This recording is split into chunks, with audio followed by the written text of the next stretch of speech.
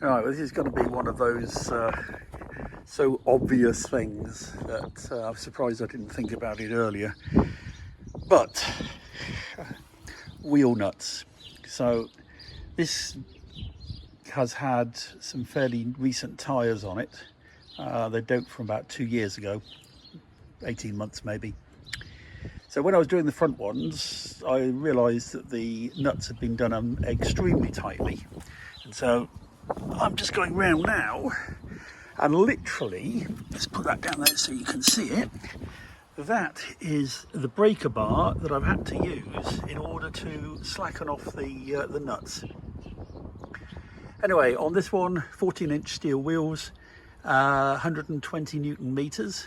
It was probably around 300 based on that, but the bar was actually bending to the point where I was beginning to wonder if it was actually going to snap the bolt.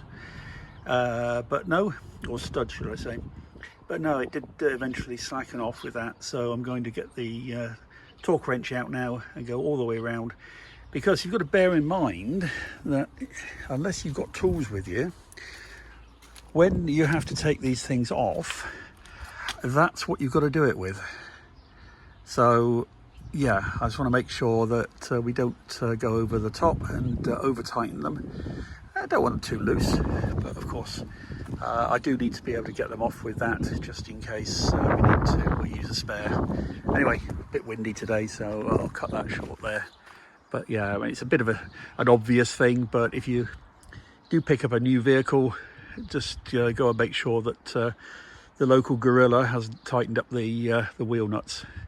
They do tend to get a bit overzealous with the windy guns, but yeah, that's definitely one for putting in the list of things to check. All right, I'll see you soon. So weather hasn't been so good for a couple of days. Haven't got much done. So what have I done? Well, I have put back in the spare wheel and the jack, and discovered that this is actually an original. This tyre, even with that tread, has never been used and dates from 1983. I'm not going to be using it, but I will keep it as a piece of originality. So I'll clean it all up, but no, it's not going to get actually driven on. But just the fact that it's in that condition and from 1983, I'm kind of want to keep it. Anyway, that's that. So up on the roof of the solar panels, I've now installed a 20 amp inline fuse. It was suggested to me the other day that it might be a good idea, so I thought, yep, why not? So that's up on the roof. And then I've just done some improved fixings to hold the wires in place. And then I've got onto the compartment at the back. It's a through compartment, so it comes in here and out the other side. And there was this that was in there, and it is really heavy. So there's no need for anything quite that elaborate. So I have been cutting up some of the replacement vinyl flooring, and down here you can see that we've installed that all the way through, so that's slightly better. And I've not got a great deal of things to put down in here. Some of the awning stuff will go down there, and I've got a couple of chairs that are in their own bags, so they'll go down there as well. So that's done. And then I've just been resealing that top edge with the Sikaflex, because there was although it's got a rubber seal on there, there was a slight gap, and I was just a bit concerned about it in inclement weather, that it might allow some water and moisture in. But anyway, it's done doubly, if not. So I think that's fine. And the birds have been busy with their poops. We do have a house next door to us which has been nests for swallows. Every year we get a large number of swallows coming backwards and forwards. So you can see them up there nesting away, but they make a right mess. But they're not here for very long. I can hear the babies chirping already. So another couple of weeks or whatever, they'll be gone. Give me a chance then to get it all cleaned up. One of the things I'm going to do, I've decided, is I'm going to have the wheels powder coated when I get chance. They aren't looking very good. And I did look at spraying them, but that's not going to last very long. So yes, I will get the wheels powder coated. And because I've got the original in here, I know the colour of grey that was used by Renault back in 1983. So I'll get them to match that as well. So that's a job for the future and a few more pennies. But yeah, we're getting close now.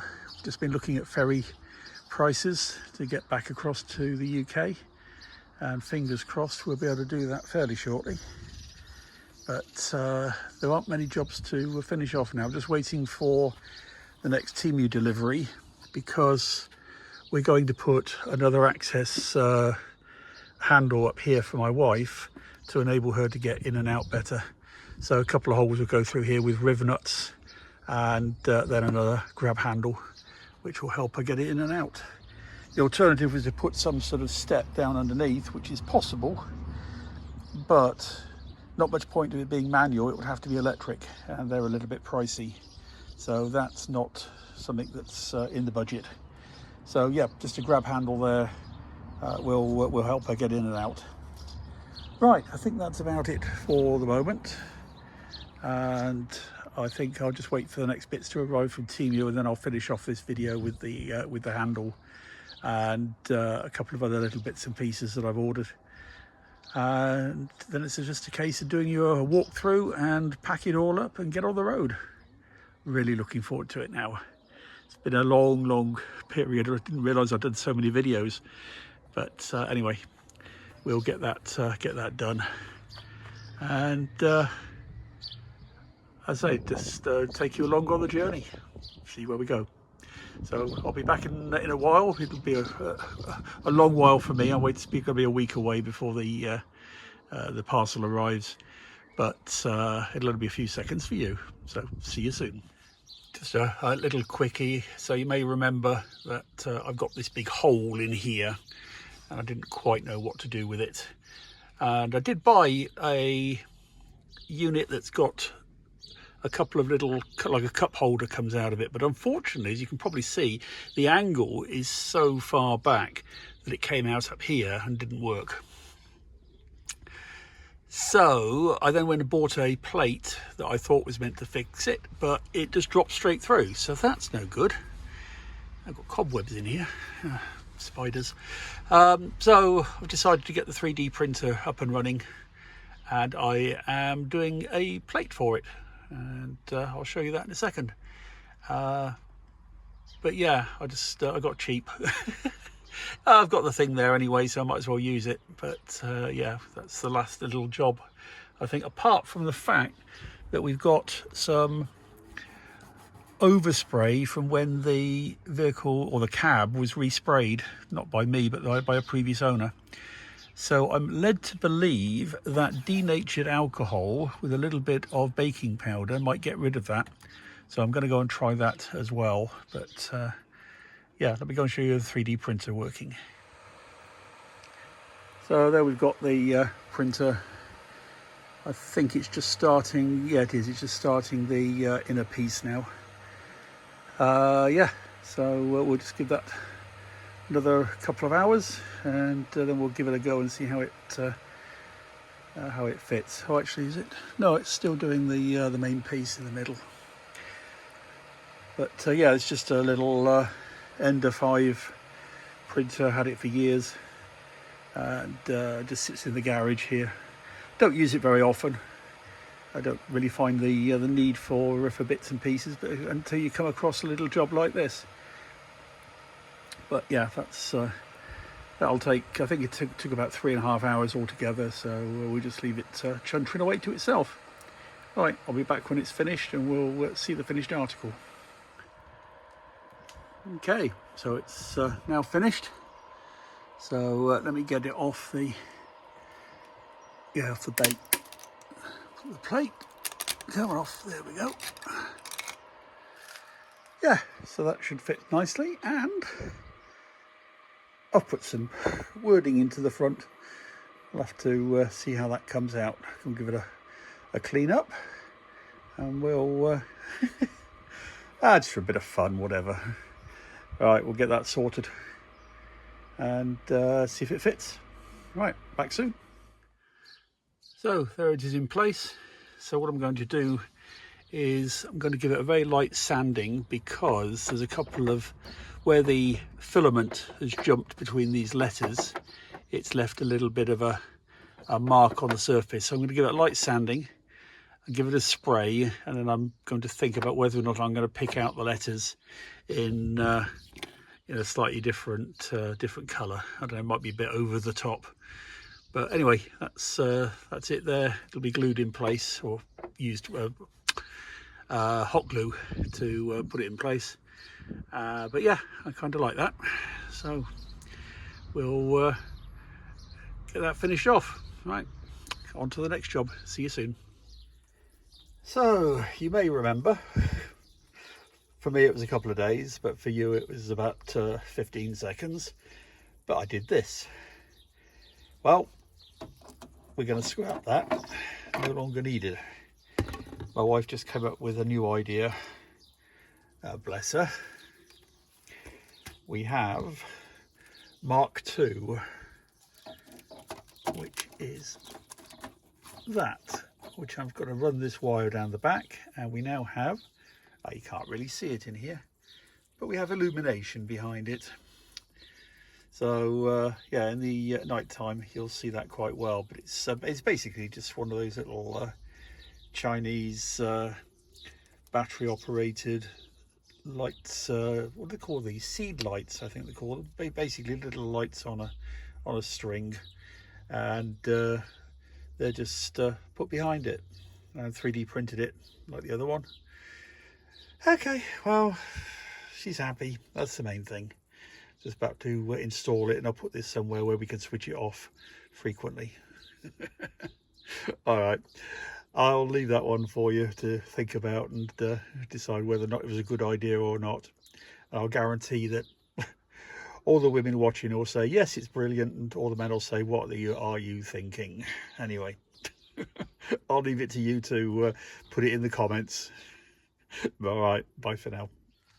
So just a little update today, that when I previously set up the battery, I put one of these 250 amp fuses in, and a couple of people have commented to me that that is not the right fuse.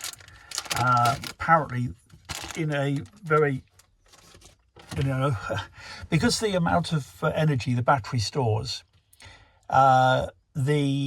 in a case of a dead short in the positive cabling somewhere, the amperage that it can draw is so much that these fuses are not capable of stopping it. What happens is they flash over.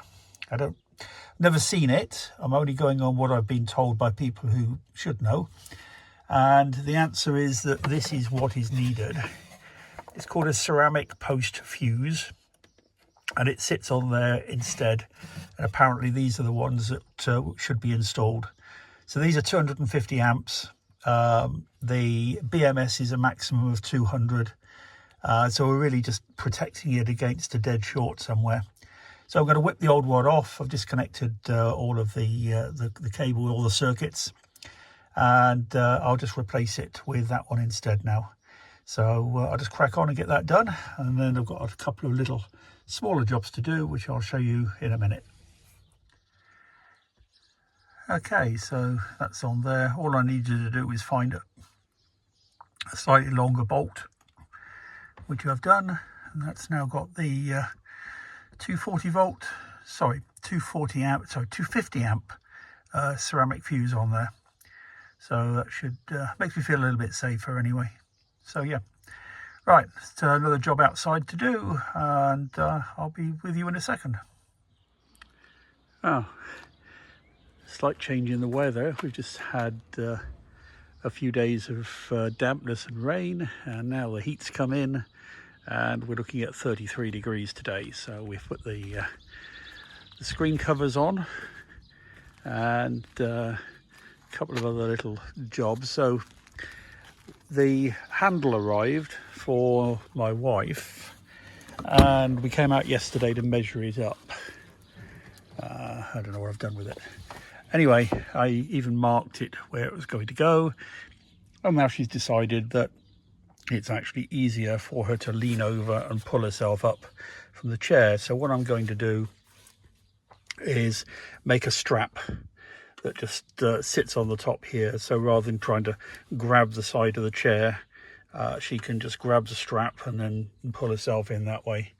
There's no real sensible place to put a handle on the dash because it's all thin plastic. But yeah, I've just made her a little footrest as well. But yeah, I think that's what we're going to do. So I'm not going to put the handles on here for the time being. We've got them if we need them, but I think at the moment we're just going to run without it. And then a couple of other jobs I've just been able to do. So open the door. Right. So where are we up to? Been running the air conditioning. It's off at the moment because of the noise. But yes, so the air conditioning has been absolutely brilliant. So I say outside temperature is around 32, 33 degrees.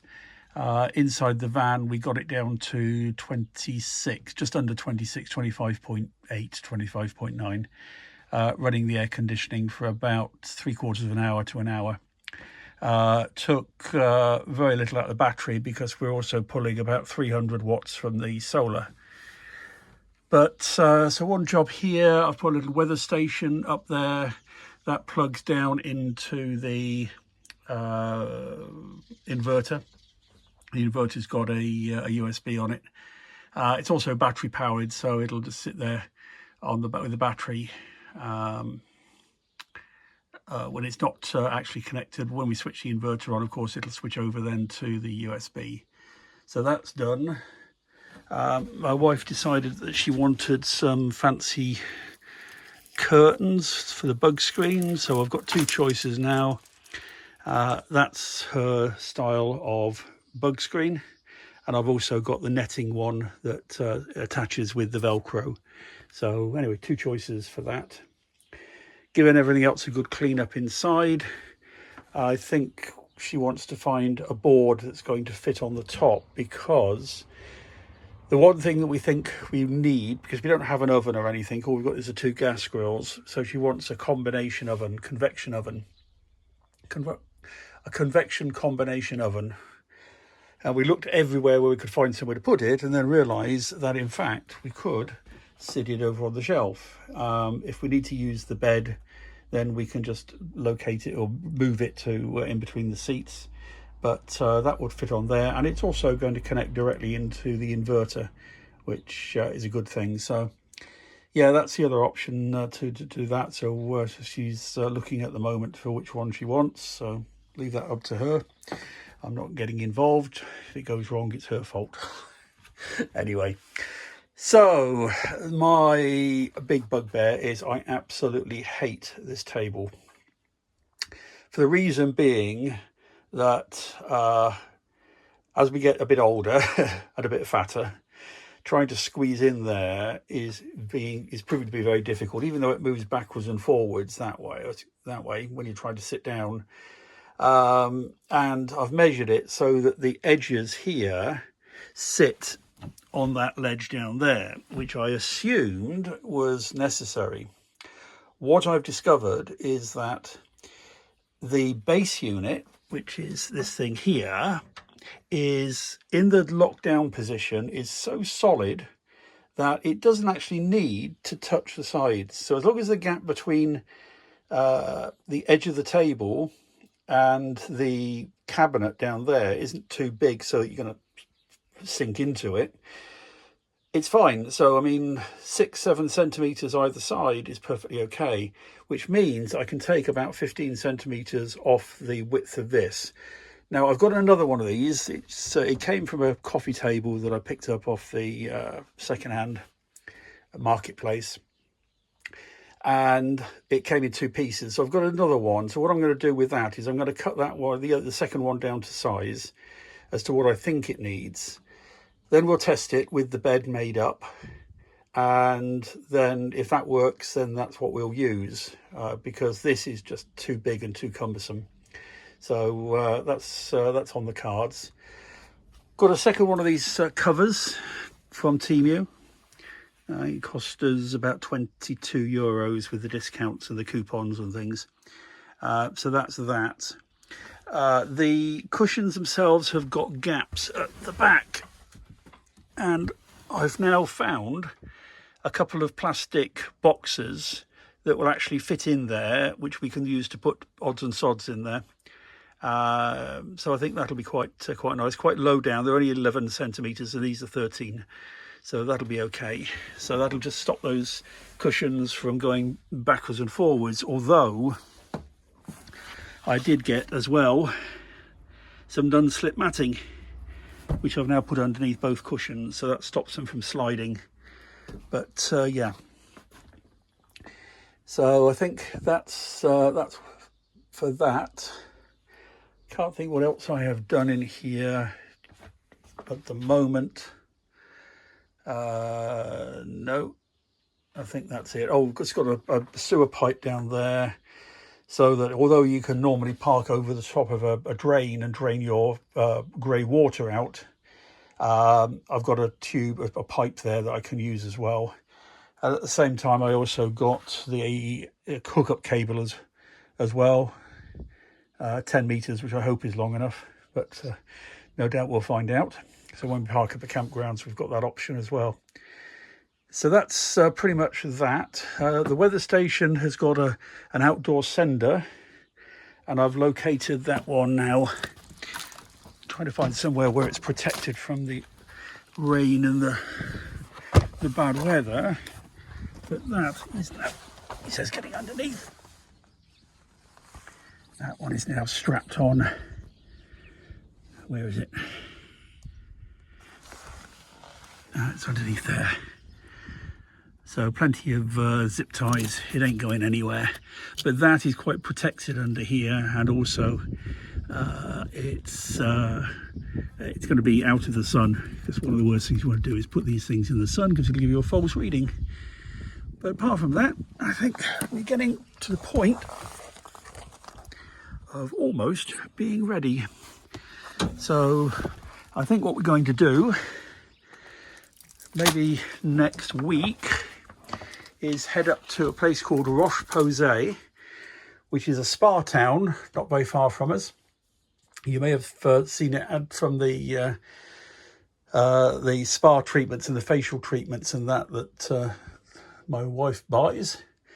So yeah, we're going to go up there. They've got an Aire. It's not much of an Aire. It's just a car park with water and a drain. But I think we're going to go up there and give it a couple of trips out locally, just to make sure that everything works. I don't know if anybody else has done this sort of thing, but at the moment I'm feeling quite nervous because I haven't really driven this yet. I've had it running, gone backwards and forwards a couple of times with it. And the previous owner did deliver it here, so there should be no reason for it to be a problem, but it's just a bit nervous, just to make sure that it's all working properly. But yeah, we'll give that a go. So I think the next video will be us setting off on our first trip. So you get to see all of the problems and all of the good things that happen. Fingers crossed. But anyway, we'll see you soon. And thanks for watching. Bye for now.